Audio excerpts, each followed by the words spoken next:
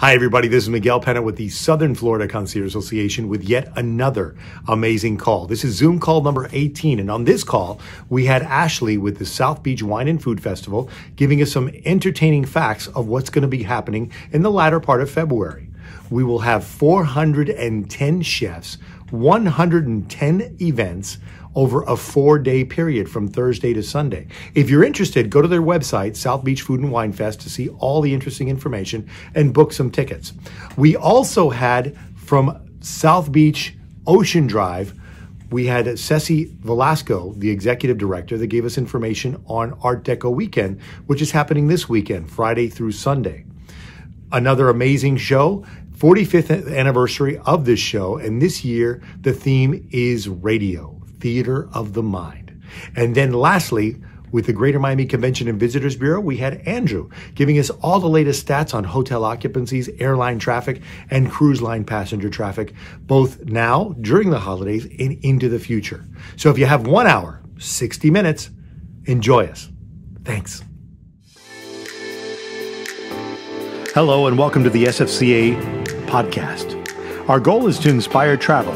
We want to expose you to what Miami and South Florida has to offer. From Key Biscayne to Coconut Grove, South Beach to Calle Ocho, and everywhere in between. Miami is a vibrant city and offers a wide array of popular attractions and venues. Come join us. Thank you very much. I hope you've had an amazing new year. Safe, happy you didn't get infected by COVID. And if you did, I hope it wasn't as serious as it's been for others. Want to make sure your chat is live. We'll be using it momentarily for questions and the raffle. And another question I'm going to be asking shortly is, when do you stop saying Happy New Year? I've always wondered that. Is it the first week? Is it the first month? Whatever the case may be. But that's always interesting.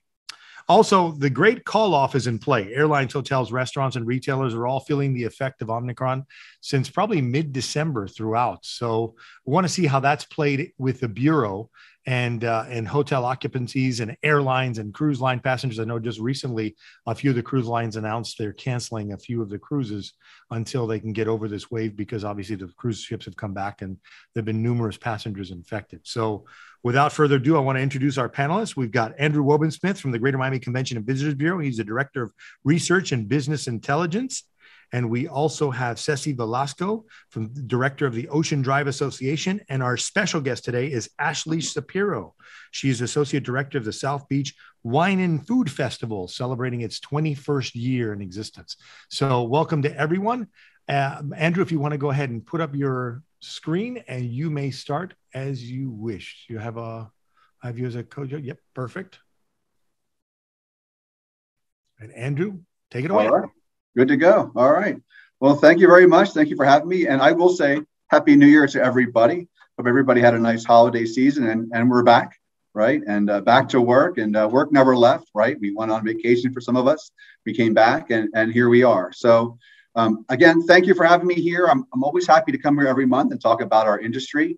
Lots of great things, lots of things that maybe aren't so great, but I know that a lot of us already know many of the things that are going on in our market on a national scale and in many ways. And so, my goal every month is to get you the most recent information, the most relevant, the most useful information that I can find for you to make your decisions. And so that's what I've done. I go through a lot of different sources of information in order to get this. So, as I go through this, I'll explain the way that I see it. And, sometimes people may see it a little differently than what I do. And that's fine too. And you're welcome to I don't know if challenge is the word I want to use, but you're certainly welcome to ask me questions about how it is I came up with things, or, what I see coming down the pike here. So with that being said, I'll just continue here. Right off the bat, this is a slide that I'm always talking about with folks, because if you take away anything from this entire presentation, take a look at this slide. This gives you a very, very good snapshot of where our industry has been over the past year, as well as where it is right now. So, these line charts in the bottom represent our indexes from 0 to 100, essentially looking at performance of these top demand indicators versus 2019. We can see where we started out was really nowhere near where we ended up. We did really, really well as we ended the year, as you can see. And looking at Sunday, January 9th, we could see that our air travel, hotel, dining were all way above the waterline. As a matter of fact, more than where it was in 2019 at that point. So that's really, really positive. We did see, as you can see, we did see a dip going into, just like Miguel mentioned, exactly like you mentioned, Miguel, that right after or leading up to Christmas, I should say, we did see some dips. We did see some declines in some of this activity. However, after Christmas, we did see a rally. We did see a rally across these metrics, I think in part because of, New Year's, of course, but also because I think that there's been a lot of cold weather up north that has been driving people down here. And I've had quite a few family members that have come down here recently from New York, and their talk of 10-degree temperatures do not make me want to go back up there anytime soon. So, bad weather is well, unfortunate for them, is always good for us. So, even looking at cruise here at the bottom here, we've started to get cruise volume building up at the port. We can see that we ended the year at about a third of where we were at in 2019, which I think is excellent, all things considered. 2019 was also a very strong year, the strongest year that we've ever had. So this is good news. And as Miguel mentioned, yes, anecdotally, I'm also hearing about cancellations at different places, different cruise lines. I don't have any more updated information other than what we're seeing from a volume perspective at the port. So right now we're still in a recovery mode. It's going to take some time, and there's certainly a lot of uncertainty as to what's going on in our market, which I will talk about at greater length. We look at our visitors. We look at measuring our visitors in Miami-Dade County to give you an idea of what that looked like for the first 9 months of 2021. From a market perspective, Colombia, Mexico, and Dominican Republic were actually our top markets. And this is really interesting to us. It's not so much Colombia and Mexico. Those are given. But the Dominican Republic is certainly not a market that a lot of people think of as being one of our top markets.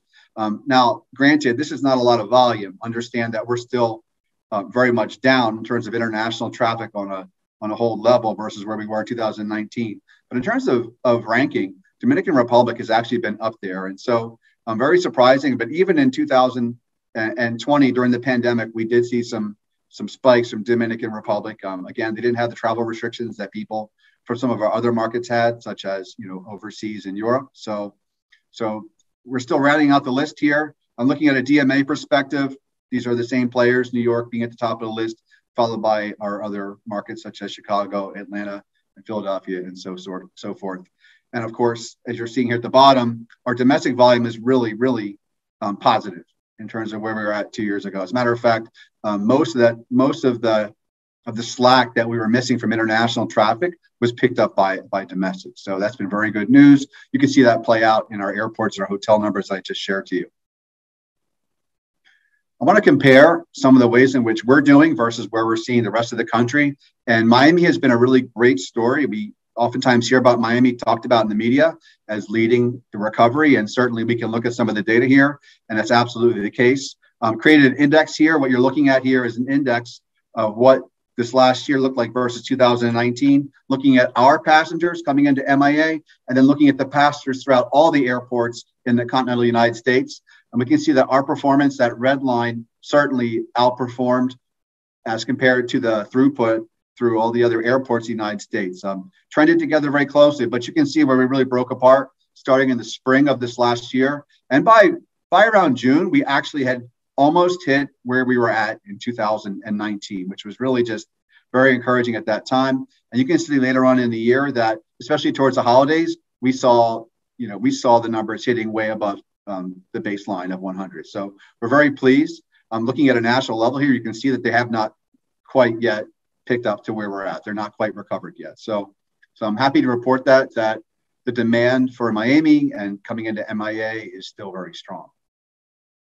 I want to share a little bit about the hotel recovery. Looking at our top markets, I have two tables here. The one on the right is performance from January to November of last year. And then the one to the left here is really the last 28 days, essentially the last month of 2021.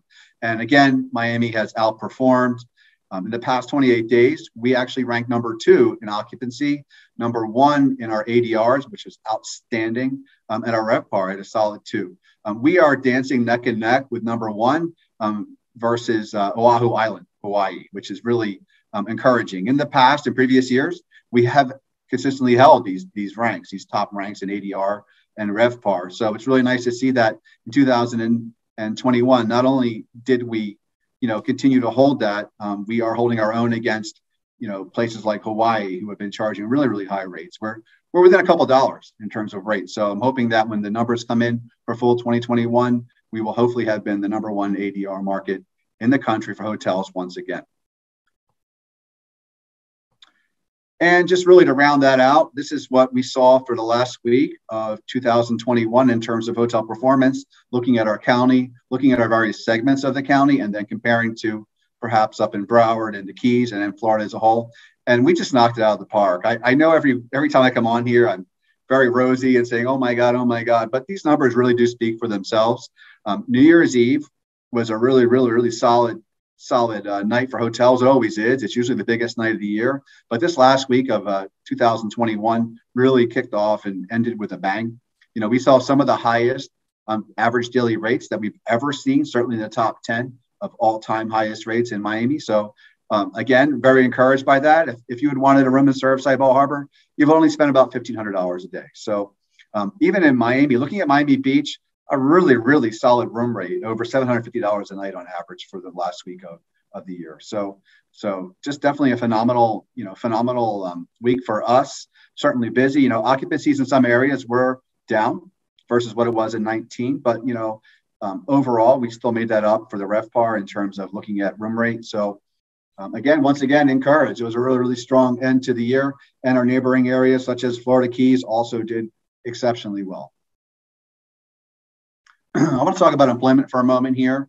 I will talk a little bit about a national level as well as what we see locally, because they're both playing into each other. I know that for some of you that follow some of the national news, we have not been really recovering as a country in terms of the jobs. We consistently have missed most months in terms of the job reports, and that certainly bears out in our numbers. We can look at the recovery of leisure hospitality space and employment. Again, I create another index, and if you're looking here, that red line indicates what our recovery here for leisure and hospitality jobs has been, and then that blue line versus the total United States. And we can see that while they're trending closely, we're still not caught up to where it is in the rest of the country yet.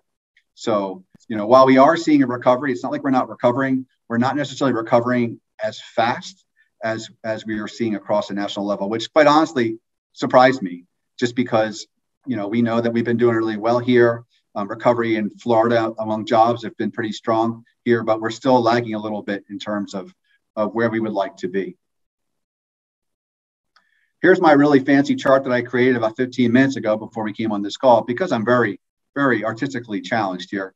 But I really want to talk about this for a moment because I'm going to talk a little bit about some of the surveys that are out there. I think surveys are really important to watch, not necessarily, when you look at a proportion in a survey, there's a lot of things to take with a grain of salt, but I look at a lot of surveys. I look at, consumer surveys. I look at political polls. I look at all kinds of things. And certainly before I start talking to you folks, I look at a lot of different polls to sort of give me a level set on where I think things are going. And when I look at them, this is really how I look at things. We have an economic recovery going on. We certainly have a recovery from COVID, but these all feed into perceptions, right? And then from these perceptions are really what ultimately drives our behavior, and then therefore drives our performance in terms of our market metrics. So I think that's really important, because perception just becomes reality. That's what they always say in marketing research. It's really, how things people really perceive them to be that will wind up influencing their behavior, So that being said, I'm going to launch into a few polls out there that we've been following that I think are going to give a story that maybe you may expect, maybe you don't expect. But, I look at this one national consumer sentiment poll that comes from Engine Group. They've been running this survey for the past year and a half, going on 2 years now. And it's been a good tracking survey to look at what the consumer sentiment is out there. And while I could focus on a lot of different things, I decided to focus a little bit more on some of these economic concerns that people are voicing, because we've seen this going on. This has been a common theme in a lot of surveys over the last several months, particularly as people look ahead into 2022. There is some waning confidence going on out there in terms of what's going on economically. And while, we all look at the economics in different ways, we all have perceptions of economics. I think most of us, when we're looking at our pocketbooks, is really where we're going to make that ultimate decision. And for a lot of people, there are definitely some concerns. And, the cost of living has been going up. There are some supply chain issues. Inflation are on our minds. About 39% of people in this poll said they believe the economy is going to improve over the next 12 months. Is that good or is that bad? I can't say for sure.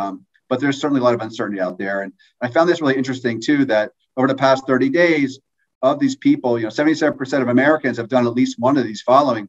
30% stocked up on grocery items, fearing prices will get higher. This one really surprised me. 25% waited longer than usual to turn on the heat or set thermostat lower than usual. I'm from the north. I never did that, but I certainly know what the heating bills are up there when it gets really cold. So I thought, wow, that's really interesting. Now, that being said, the caveat here is, does that mean that will affect our market? Not necessarily. There are any number of factors out there that will influence travel. But I do want to paint that picture and let people know that, yes, people do have some concerns about what's going on in their pocketbooks. When we talk about travel, particularly leisure travel, we're talking about disposable income. That income left over after you're done paying your bills, and then you will look at travel. So definitely want to keep an eye on these consumer sentiment polls.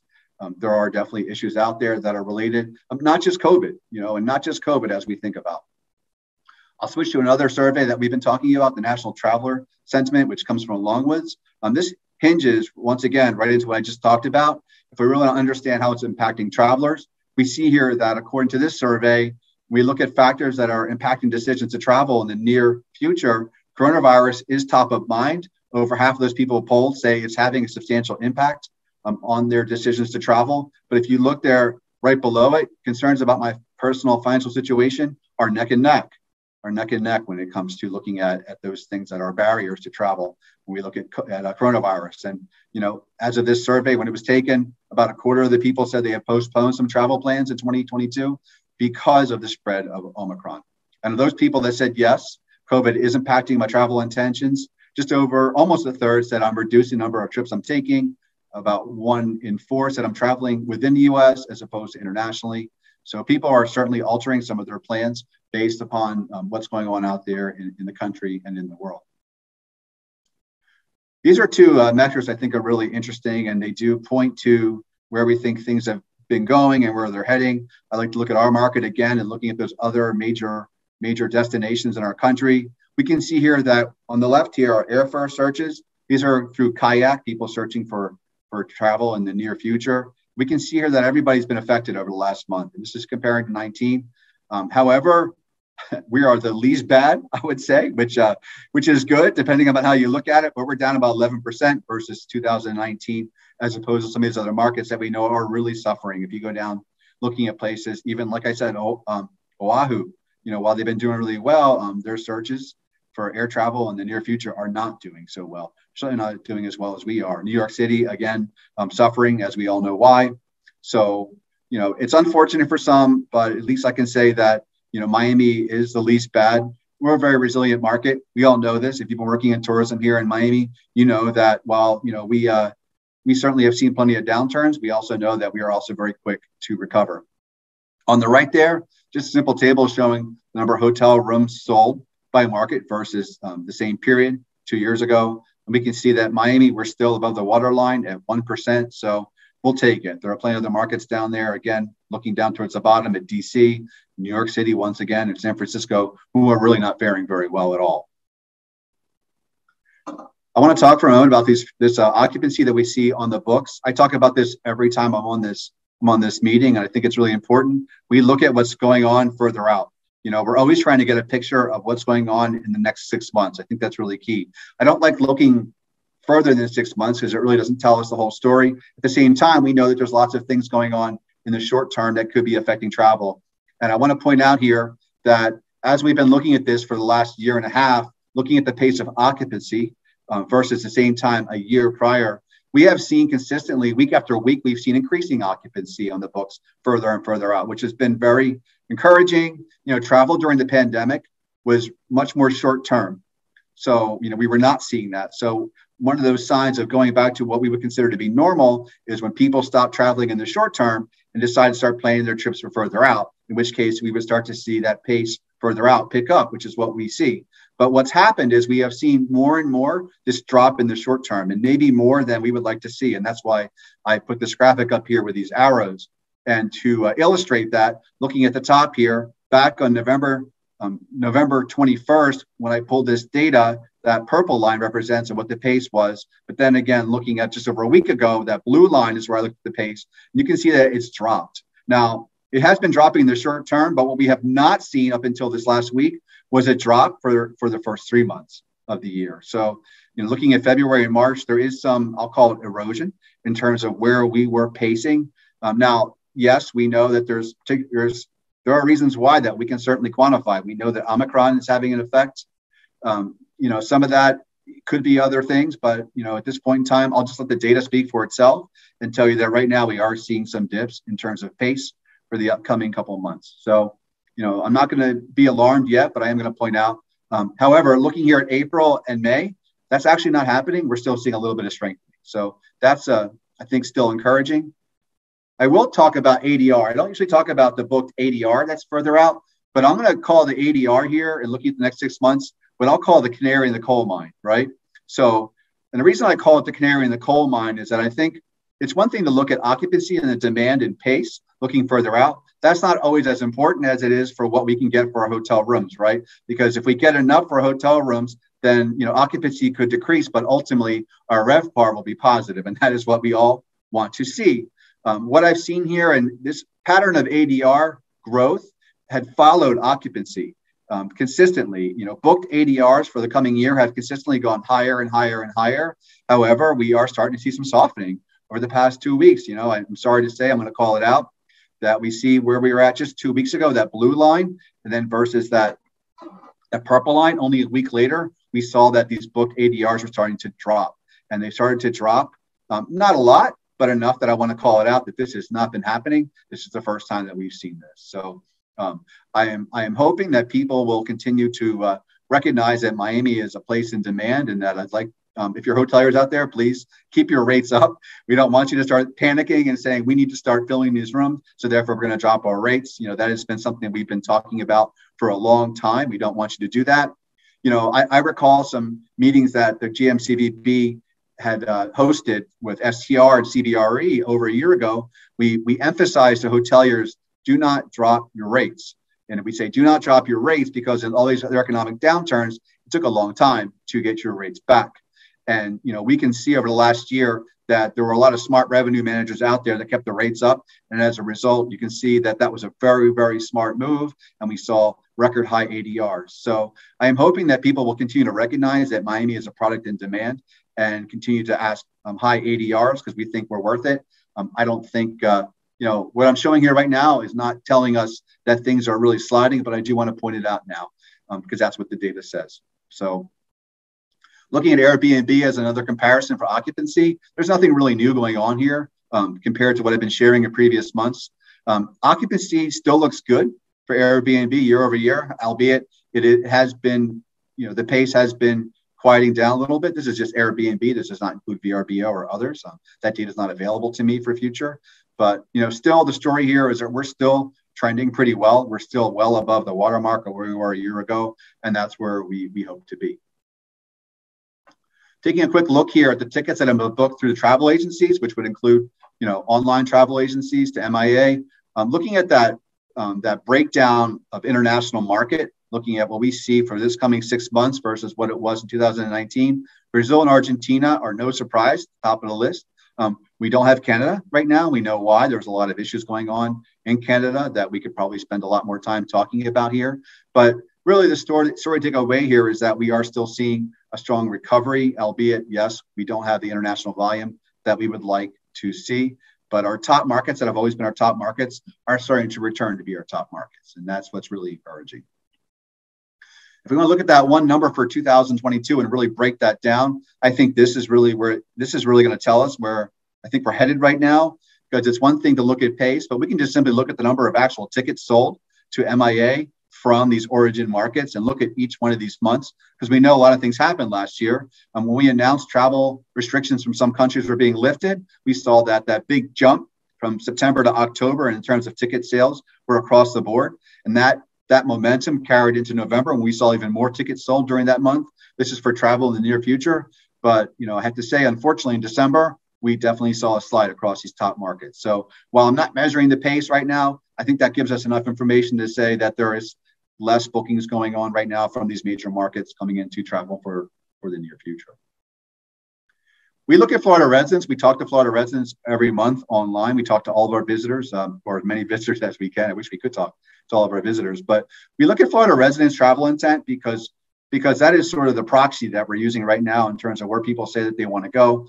Certainly it's from a Floridian standpoint. But really the takeaways here is that about 2/3 of Floridians are saying that in their near term, they plan to travel within the state of Florida. And the takeaway here is that Miami and Miami Beach are at the top of their minds in terms of where they plan to go, followed by Orlando, then Tampa, St. Pete, and Clearwater. You know, a little summary here, and I'll just say that, you know, we ended 2021 on a fantastic note. I don't want to say just strong, fantastic, you know, and hats off that we had a great year, a much better year than anybody expected going in 2021. However, you know, we do have concerns that are affecting right now. So we can't rest on our laurels, right? We can't just say, hey, you know, we did really great and that's it. No, we have to look towards and focus towards the future and say, how are we going to, you know, navigate these present waters going in the future? So again, recovery, as I mentioned, we look at economic, we look at COVID-19 as being those recoveries that will influence people's perceptions and where they think they can go and what they can do. Again, travel's being disrupted in the short term for all places around the country, but we are certainly still holding up, doing the best. So, you know, there is some solace that you can take in the fact that we are not suffering like these other markets. We are still holding up fairly well. International visitation has been affected. We know that particularly in Canada right now, there's a lot of uncertainty. I didn't mention this in this presentation, but there are some other things that are going on, such as some of the airlines are pulling some capacity around the country. I know that we all know that there's been impacts of Omicron in terms of staffing. There's been a lot of flights that have been canceled. The weather has also been a part of that.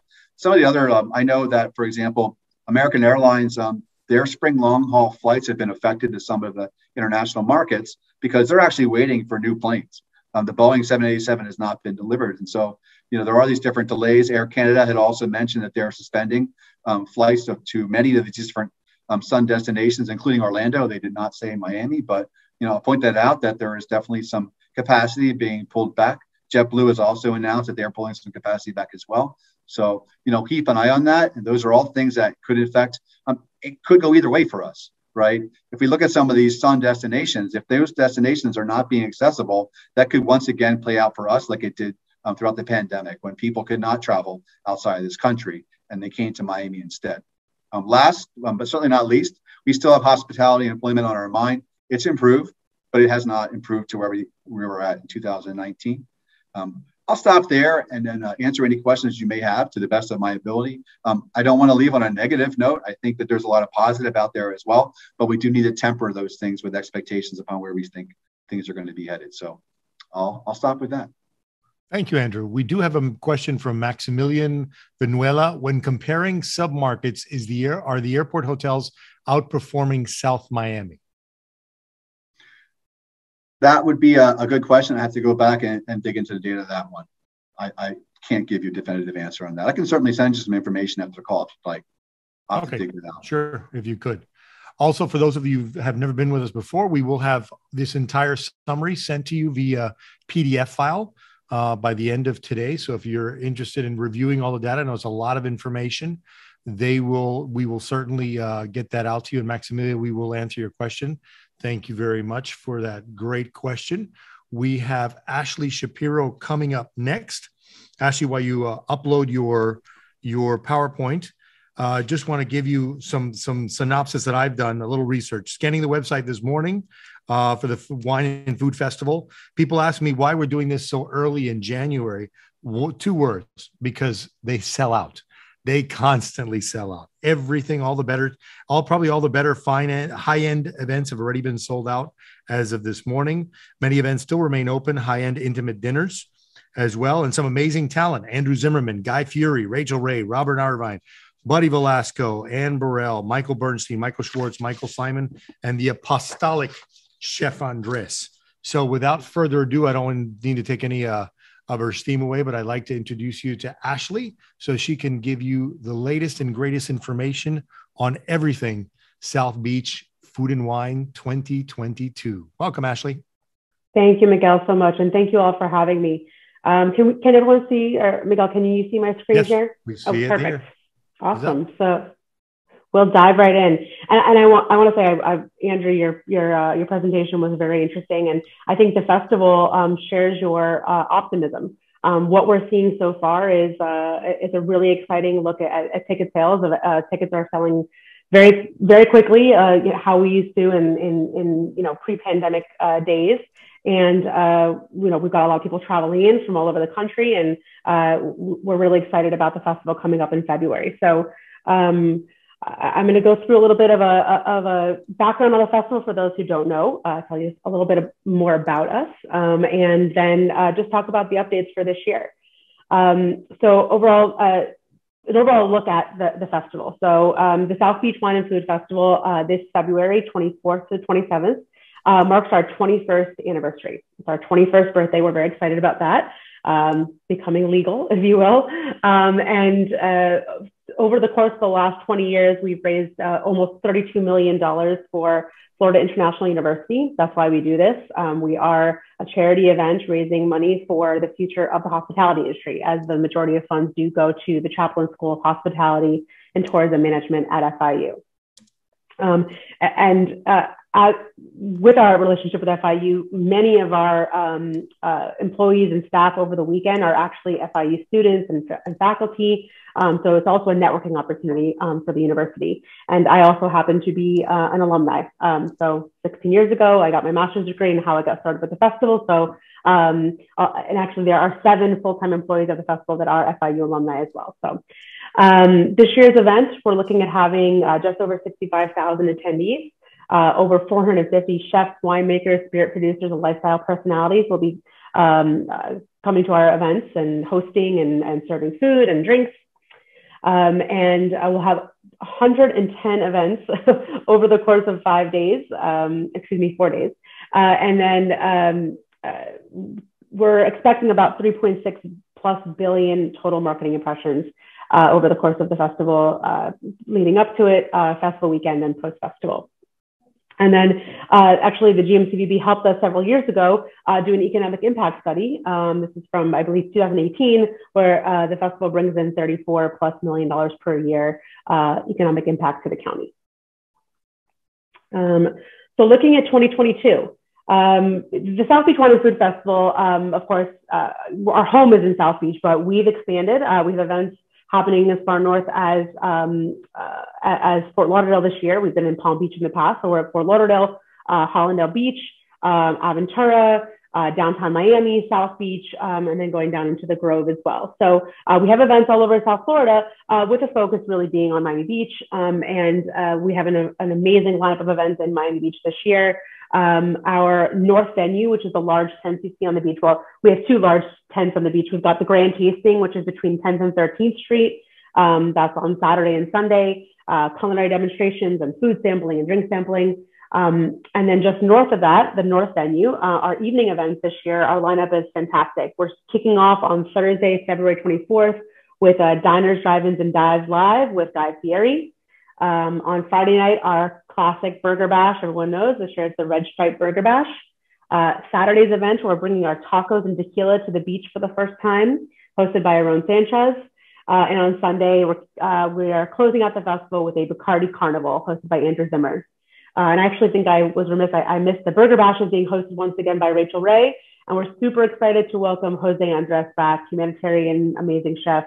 Amazing man is actually coming in and co-hosting the Burger Bash with Rachel Ray this year. And then we have an amazing array of events that are happening all over the beach. We've got an Asian night market event happening at the Lowe's, our Oyster Bash at Nikki Beach. We have, of course, our Best of the Best event with some of the most amazing chefs and wines in the world happening at the Fontainebleau, a 21st birthday party at the National. And then we have a couple of really fun fitness events happening this year. We're doing our yoga event at Nikki Beach as well with Kate Hudson is coming in to help us host that. And then we also have a boot camp and bites event with Robert Irvine also at Nikki Beach. So an amazing lineup of events. Those are just really a few of the exciting events happening. If you go on our website, you can see really an array of events happening all over, but those are really some of the key ones. And then, of course, we have an incredible lineup of over 35 intimate dinners happening throughout South Florida. I've listed many of them here, but just some amazing chefs coming in from all over. We've got Alfred Portale at Soho House, at Cicconi's at Soho House. Adam Levine and his wife Bahati are hosting a dinner for us at Como Como with their new tequila brand. We've got Tyler Florence at the Ritz-Carlton. I'm not going to go through listing everything, but really an incredible lineup and so many great hotels and restaurants and venues working with us on this amazing lineup. Miguel mentioned at the beginning, but many of our events are sold out, many of the smaller events, but the large events that I mentioned on the beach and around are still available for sale, including the grand tasting, the North venue, our dessert party. All those great events are still available. And I think this is really an important thing to touch on as it relates to the festival this year. I mean, everyone's aware of sort of the resurgence of the pandemic. In 2021, we moved the festival for the first time ever. We were not in February. We moved the festival to May, and it turned out to be great timing. And it was really a great event in May. And at that time, what we did was we implemented a really strong set of COVID-19 health and safety protocols. And even before this Omicron surge, back in the early fall, we determined that we were going to keep the majority of our COVID-19 health and safety protocols going into February of 2022. And we're very confident that these protocols are going to help us to put on a very safe festival. We are limiting capacities at our events, so the events will not be as crowded and packed as you've seen them in years past. For safety reasons.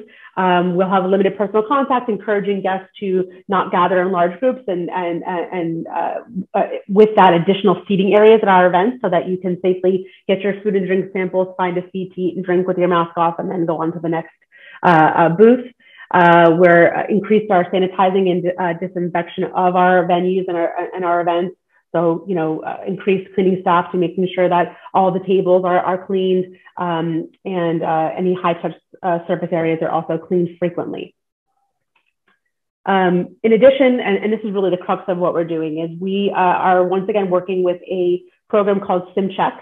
It is an application very simply used where everybody who accesses one of our events, guests, talent, staff, restaurants, sponsors, everybody, will have to interact. You essentially go onto the app, you take a selfie, and then you answer some very simple health screening questions. And then after that, you have to attest to either being fully vaccinated or having a negative COVID test within the last 72 hours. Once you do that, you present that at the entrance to the event. And if you've passed all those things, you'll get a clear check mark and we'll have access to the event. And then additionally, we're strongly encouraging mask wearing when you are not eating and drinking. And that's also what we did last year and felt that, it was very successful in that sense. We have a few more guidelines that are in place, but that's really the bulk of it. And all of it can be found on our website. And we'll be also sharing that information as we get closer through our social, our email, our website. So people are probably aware of what they need to do before they access the event. And that's my presentation. I'm happy to answer questions. I've left my email and my phone number here.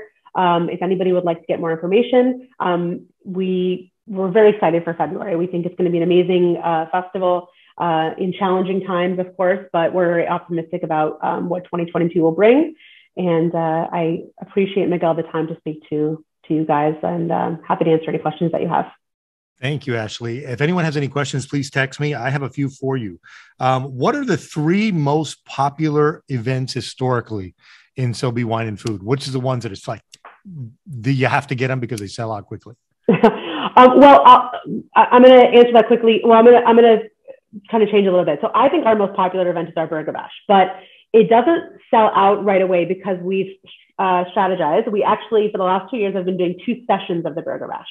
So we'll have an early session from 5:30 to 7:30 and a later session from 8:30 to 10:30. And that allows us to sell a little bit of some more tickets, but split up the guests so that it's not quite as crowded. So that event is not sold out yet, but I do expect that within the next week or 2, it will sell out. So it's still available right now. But I would say that that's probably the event that I would say put us on the map and is our most popular and most well known. However, if you ask events that sell out the quickest, I would say, any of our dinners with Food Network talent. So our Tyler Florence dinner that I mentioned actually sold out, right away, very quickly. And then I would say, so sort of broadly saying any of our intimate dinners, a seated dinner with 60 to 80 people where you have a celebrity chef cooking for you and get a chance to meet them. Those are really events that tend to sell out very quickly. And then I would probably say, I think our other most popular dinner, our most popular event this year is we're doing a late night party with Guy Fieri. So we're honoring Guy Fieri at our tribute dinner at the Lowe's on Saturday night. The dinner is not quite sold out yet, though very close. But we are hosting an after party with Guy Fieri and Rev Run, and that event sold out, I think, within a couple of hours. So a sort of a late night dance party with Guy hosting. So I think this year that probably won the award for most popular. Cool. And then out of curiosity, how many events are outside and how many events are inside? The majority of our walk around events are outside. So everything on the beach and in our beach hotel partners are outside. I would say that about half of our dinners are outside on patios and outdoor areas, and the other half of the dinners are inside restaurants. And then, we last year, those who know the Fontainebleau, the best of the Fontainebleau, we had moved it outside last year. It is back in the ballroom this year, indoors. So that's probably our largest event that is back indoors. But in order to really do the wine and food justice, we felt that event needs to go back inside. Okay, perfect. And then Amanda Williams has a question. How many people are expected to attend, I guess, overall? Yeah, overall, we're expecting an attendance of about 60 to 65,000. And that includes over all 110 events that we do. So 60 to 65,000 is our projected number for this year. Wow, that's a good number. Yeah. Very good number. How close is the event affiliated with the GMCVB and BHI scholarship program? This comes from Retha Boone. Sure. Well, the GMCVB has been a sponsor of the festival from, I believe, our first year. So we are very closely connected in that way. The GMCVB supports us on a marketing front, works with our PR team to bring in journalists to cover the festival, and also has a presence at many of our events, promoting their Miami Spice, Miami Eats program. I'm actually not familiar with the scholarship program, though. If that's through the GMCVB, it's not something I'm aware of, but happy to take a look further. The festival itself, all of the funds that we raise, actually, the majority of funds we raise do go to scholarships at FIU for hospitality students. So we do, a lot of our money does go to scholarships, just not through that particular fund. I'm not familiar with it. Perfect. And then Vanessa Bermudez has how is registration looking so far compared to pre-COVID events? Amazing, actually. I'll tell you that we are 20% above where we were in 2020, which is pre-pandemic. Because as many of you remember, the February 2020 festival took place right before COVID hit. And our ticket sales are tracking 20% above the numbers for the 2020 festival. And I'll tell you that even going into the holidays, looking day to day, when we sold tickets on, I'm going to say starting like December 15th through today, we're 50% above where we were day to day for the 2020 festival. So pre-pandemic, it's amazing. And I know that hotels are basically sold out for the weekend of the festival on the beach. The festival ourselves are struggling to get hotels for some of our staff. So from what we can tell, the optimism is there for the festival, and people are continuing to buy tickets every day. Good. Optimism remains. That's a good thing. A few more questions. What are the known demographics of the festival? Do you have something that you would be able to share with us? Yeah, I can actually, you know what? I can share with you, Miguel, after the call. I will send you our demographic one sheet that we include in our recap document every year. So I'll send that to you. Okay. Yeah. Perfect. That request came from James Acera. James will share that with you as well. And then Jamie Gonzalez asked a question. Jamie Gonzalez Valdez, is the event mostly local, or are we getting a good percentage of visitors from out of state?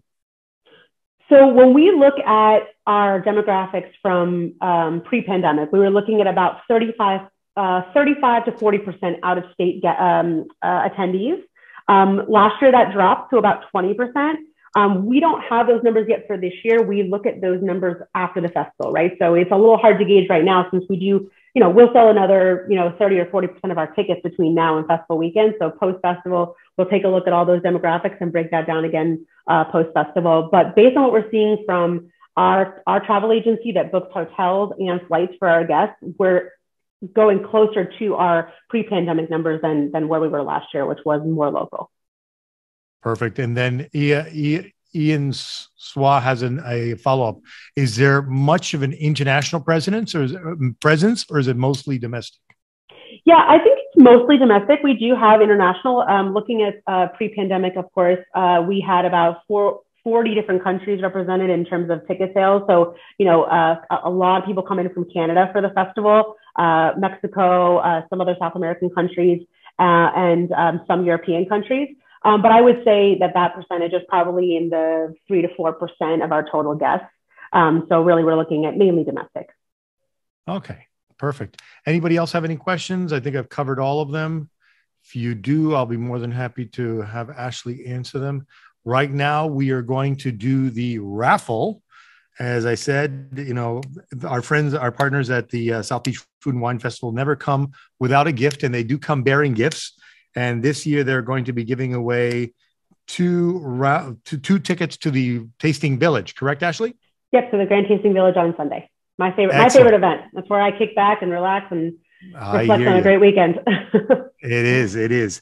Yep. So you've got the question. Remember, everybody has to answer via chat. The first person that answers the chat correctly will win the tickets, and we'll connect you with Ashley. Yep. Ready? I'm ready. All right. Go ahead and ask the question. I mentioned this at the top, but I would like to know if you remember the year we are celebrating at the festival, what annual year of the festival it is. Oh, wow. Charlie Fines, you were on the money. You were on the money. Charlie Fines from the Mondrian Hotel, 21, correct? 21 is correct. Sorry, that might have been too easy, but. Charlie, congratulations. You will be at the South Beach Food and Wine Festival on Sunday. So thank you very much. We still have 2 more prizes to give away, but I'm going to give them through Ceci's presentation that we're going to go ahead and sponsor for the SoBe Wine Festival. So thank you very much, Ashley. Don't go, because we may have a few more questions for you. I'm going to segue now to Miss Ceci Velasco, Director of the Ocean Drive Association. Ceci, hi. Good morning. How are you? Good morning. I'm great. Everything is happening now. The events are back. We're so excited. We get to see people. I see more and more of them are outdoors, which is very safe, but people are enjoying the beautiful weather that we have. We live in paradise, and who wouldn't want to be here? So I'm so excited about the South Beach Wine and Food Festival. Of course, that is in our front yard. So we embrace that every single year. Hi, Ashley. My goal in life is to be one of the food judges for the South Beach Wine and Food Festival, but that will happen at some point. You're one of many people who have that goal. Now, but we are focusing on culinary on Ocean Drive, just so that you know, we have over 40 restaurants. So our focus moving forward, and we do have a lot of outdoor space, which is healthier for dining. So we are focusing on our culinary aspect of Ocean Drive. So that's something that's on my radar going forward. I did want to mention, I love Andrew. He sends me so much information, keeps us completely informed. I share it with the 70 plus little Art Deco hotels in our district and all of the restaurants that we have. So I'm constantly sharing that information so that they have a pulse on what they should and shouldn't be doing. I think it's very important that the hotels understand that their business model has to change. An empty hotel room costs money. So their litmus is low occupancy, lower rates. And that isn't really working in this area. The lower the rate, the more people come and stay in that one room, the higher the damages. So really encouraging and trying to change some of this methodology of hotels saying, keep your rate high, because that high rate is going to compensate for the empty room. And you're not going to have this occupancy of a room. You're not going to have these problems, and you're not going to have damages. So I'm getting little by little hotels to change their way of thinking. And I love that Andrew is really supporting that as well. Keep that ADR up. It's hard to bring it back up once you get it down. Yeah. So I love hearing that. And I keep carrying that message all the time. But anyway, so what we've got, we had a wonderful art basel, an incredible art basel. We had saw a lot of people in the streets, saw little people coming into our hotels and into our restaurants, which was great. Ocean Drive hosted their annual New Year's Eve. We had a wonderful fireworks show. I will tell you, I put it out there on Eventbrite, and the positive that I got back is Lummis Park, which is, I believe, 36 acres, was full of local families and their blankets and their picnics. So that passive park was actually just full of people coming in to take advantage. Our restaurants were doing quite well. Our hotels were doing very, very well. So New Year's Eve kind of kicked off the season for us. We were very happy to have that special event. The street was still closed. It is due to open to one lane of traffic going south on January 24th. It will be closed from 13th to the 14th place. And we are creating a plaza. No vehicles. I'm looking at activating the plaza with some music, with some theater, with some poetry. That'll be a fun ongoing place on Ocean Drive and in South Beach. Partnering, of course, with the Lincoln Road Business Improvement District in Washington Avenue. We have a great little coalition going so that we're not stepping on each other's toes, but South Beach and, of course, Española Way. That 2 little block area has done such beautiful, beautiful things. So it's a nice time to be on South Beach. We did have the South Beach Jazz Festival last weekend. I'm on the founding board of that, and I'm really proud of the fact that they were able to bring some world-class music throughout the entire city because we had SoBe and NoBe. We worked very closely with the Rhythm Foundation, and we had it at the North Beach Band Shell. 2 amazing musical acts. One was Chief Donald Harrison, and the other one was the Blind Boys of Alabama. The Blind Boys of Alabama, 75 years with an original musician in the group.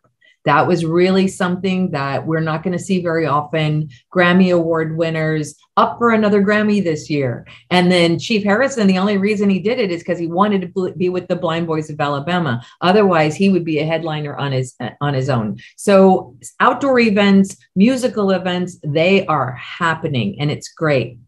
Of course, the South Beach Wine and Food Festival, we look forward to every year. And you just heard from Ashley that they're going to continue to up their game. The level is amazing. It does bring world-class food, wine, art, music, everything else. And it fills up our city with the wonderful tourists that we love to have. Coming up is Art Deco Weekend. I'm going to actually put it in the chat. Art Deco Weekend is January 14th to the 16th. They have a beautiful lineup of music. Here it is. Let me see. I'm putting it in the chat. It's very robust. Walking tours, lectures at the Wilsonian and at the Art Deco Museum area, exhibitions, incredible live music. Actually, a couple of the music acts that were part of the South Beach Jazz Festival are going to be part of Art Deco Weekend as well. If you missed the French Horn Collective, please go, because more than just the 5 people that normally play in that group, they probably have 8 people. They have expanded their repertoire just for these festivals, and it's just not to be missed. They have live theater. They're having sketch walks, an artisan market. The classic car show continues, and usually it's one day. It's going to be 2 days. So just go into it's so robust of what's going on for Art Deco Weekend. And it is Martin Luther King weekend. So it is a 3-day weekend. So we're encouraging staycations as well for that. Then we have in March programming, the much anticipated over several years of searching for the right way to put programming in March is happening. And what happens is it's 4 weekends for your 5-season census, and it's called Miami Beach Live. I'm also going to put that in the chat so you guys can see the website. Besides a thematic week, every week is thematic. For example, the first weekend, which is March 4th through the 6th, it's dance weekend. Erasure is coming. The band Erasure is coming, not to be missed. But then the second week, Alanis Morissette for pop music, March 11th through the 13th. Then Juanes is coming for International Music Weekend on March 18th to 20th. Bernadette Peters will be the headliner for the Symphonic Music, March 25th to the 27th. That is going to be coupled. Our very own Miami Beach Classical Music Festival will be backing up Bernadette Peters for that one weekend. Besides that, they're going to have movies in the park. They're going to have children's events going on throughout the park. So Miami Beach Live, robust March full of programming right there in Lummis Park beachfront. I'm really excited about that. So that's what's happening in my world. Cool. You did mention regarding the Ocean Drive and Washington Avenue. Are they doing anything with Washington Avenue as of late, or is it going to stay the way it is? So that is part of the discussion. So if you go down Washington Avenue, you'll see that it's been reconfigured. There is good and bad, positive and negative, tons of commentary. No, there's always commentary about everything, right? People don't hold back with their opinions. But if you do drive down up and down Washington Avenue, you'll see some of the older markings are there. That's because it was a pilot project. So it is going to be coming up, and it is going to be part of the discussion what to do with Washington Avenue. Bernard Ziskovich has been selected by the city to really look at the longer term vision of that entire Art Deco cultural district, because there is $20 million in the GEO bond for Ocean Drive. There's $5 million in the GEO bond for Lummis Park. There's capital improvement funding for Washington Avenue. It's a big vision, and these areas cannot be taken in a vacuum. They cannot be taken parallel to each other. They are all intertwined. The challenge is that Ocean Drive is county, Collins Avenue is state, Washington Avenue is city county. So there are some technical authorities over each of these areas that kind of take precedence, and the city has to navigate through, but they're looking at it really comprehensively to make sure that everything works. I would take a look at Bernard Ziskovich. That's going to be happening within the next 3 years or so, and it's going to be a much bigger vision and bigger plan. Perfect. Naomi Ross says WAVE has something amazing, some events coming up over the next few months as well. Not sure if the director's on this call. Troy? I don't know. I'm going to look it up really quick. Okay. I just lost track of what's happening in WAVE because I've been so absorbed in what's going on with Ocean Drive.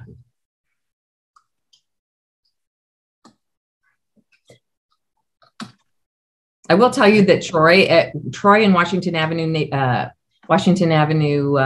Business Improvement District has been very creative with things. They had the fashion show. They're having a lot of music things. They had the mural. I like it when the districts do something that is permanent.